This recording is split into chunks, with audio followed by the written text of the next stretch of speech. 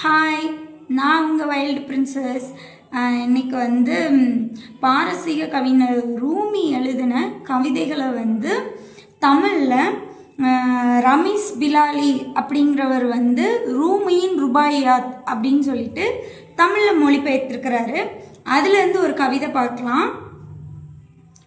தன் சோகத்தால் என்னை பிணைத்து வைக்கிறாள் என் காதலி. மகிழ்ச்சியான என் இதயத்தை அவள் விரும்பவில்லை என்று சோகமாகிறேன் நான். சோகமயமாக நான் இருப்பதை பார்க்கிறாள். மறைந்து மறைந்து இனிக்க இனிக்க சிரிக்கிறாள் இப்போது. இந்த கவிதையை வாசிக்கிற நான் பெண்ணாக இருந்தாலும் இது ஒரு ஆண் குரல் மக்களே. இந்த கவிதையில் என்ன சொல்லுதுன்னா,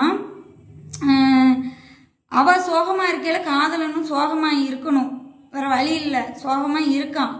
அதே மாதிரி அவன் சோகமாக இருக்கையில் அவள் என்ன பண்ணுதா, மறைஞ்சு மறைஞ்சு சிரிக்கா. அவனோட கஷ்டத்தில் அவள் இன்பம் காண்றா. அதை தான் இந்த கவிதை சொல்லுது.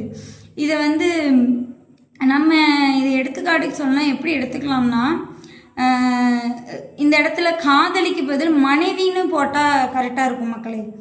தன் சோகத்தால் என்னை பிணைத்து வைக்கிறாள் என் காதலி, அதுக்கு பதில் என் மனைவி அப்படின்னு போட்டால் கரெக்டாக இருக்கும். ஏன்னா இது மனைவிகள் தான் அதிகமாக புருஷனோட கஷ்டத்தை பார்த்து சிரிக்கிறது. அவன் மகிழ்ச்சியாக இருக்கிறத ஒருபோதும் அவ்வளோ விரும்பவே மாட்டாள்வா. என்ன இந்த நாய் இன்னைக்கு இல்லாமல் இன்னைக்கு ரொம்ப சந்தோஷமாக இருக்கானே, விடக்கூடாத அப்படின்னு சொல்லிட்டு என்கிட்டயாவது பழசு பிரச்சனைகளை இல்லை குடும்ப பிரச்சனைகளை என்கிட்டயாவது கிளறி அந்த நிம்மதியை கெடுத்தாதான் அவளுக்கு தூக்கமே வரும். இதே இது அவ்வளோ சோகமாக இருக்கும்போது கணவன் சந்தோஷமாகவே இருந்துடக்கூடாது. அவள் சோகமாக இருக்கணும், நம்மளும் சோகமாக இருக்கணும். ஒரு வேளை நம்ம தப்பி தவறி சந்தோஷமாக இருந்துட்டோம்னா, பாத்தியா என் கஷ்டத்தில் சிரிக்க. இதே இது அவ்வளோ அவன் படுத்த கஷ்டத்தை பார்த்து சிரிக்கும்போது அவளுக்கு குழு குழுன்னு இருக்கும். இதுதான் அதாவது நான் நினச்சேன் இது இந்திய மனைவிகள் தான் இப்படி இருக்காங்கன்னு நினச்சேன். ஆனால் பாரசீகத்துலேயும் இப்படி தான் இருந்திருக்காள்வோ. அதுக்கு நம்ம ஒன்றும் செய்ய முடியாது, இவ்வளோ மாற்றவும் முடியாது. மனைவினாலே இப்படி தான் ஆயிடுறாள்வளா. காதலிக்கும் போது நல்லா தான் காதலிக்காள்வா, என் உயிரே அன்பே அப்படின்னு சொல்லிட்டு அவனை தாங்குன்னு தாங்குறது. அப்புறம் கல்யாணம் முடிஞ்சதுக்கப்புறம் கடன் பிரச்சனை அவன் முட்டி மோதிக்கிட்டு இருப்பான்.